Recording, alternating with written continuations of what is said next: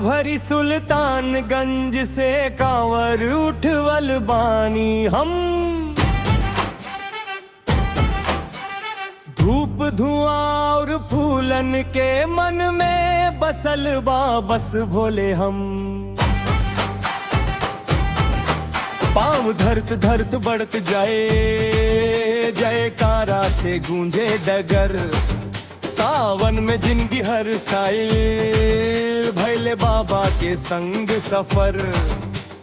कंधा पे कांवर मन में जोश, हर पीढ़ हरे अब महादेव।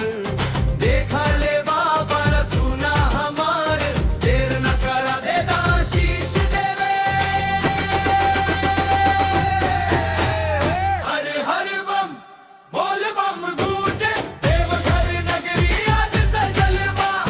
कांवर लेके निकसल बानी, भोले बाबा के दरबार चलबा। हर हर बम बोल बम गूंजे, मनवा पूरा भक्ति में डूबल बा। भोलेनाथ के देखा लागे, सुगर सपना अब सच भइल बा।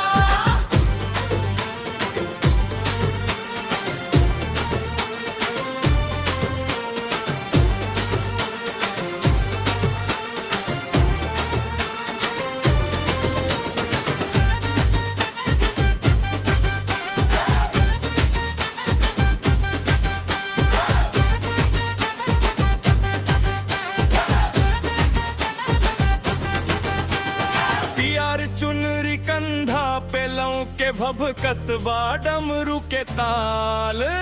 माथा झुकत बा अपने आपे जब देखी बाबा के गुमान।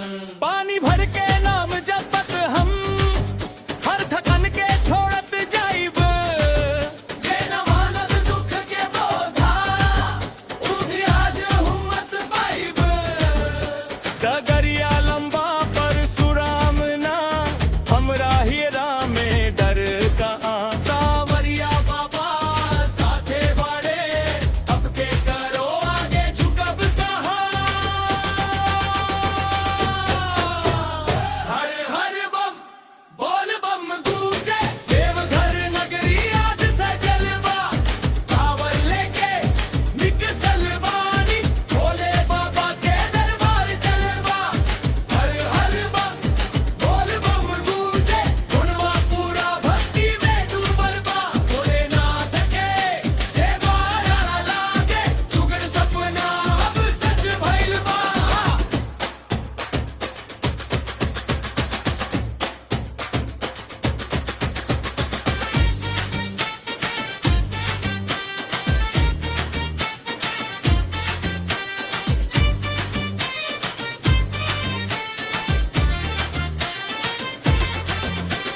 सिंहासन जैसन लागे मनवा, जब चरणन में शीश नवाइब। नौ मन दुखवा नौ मच चिंता,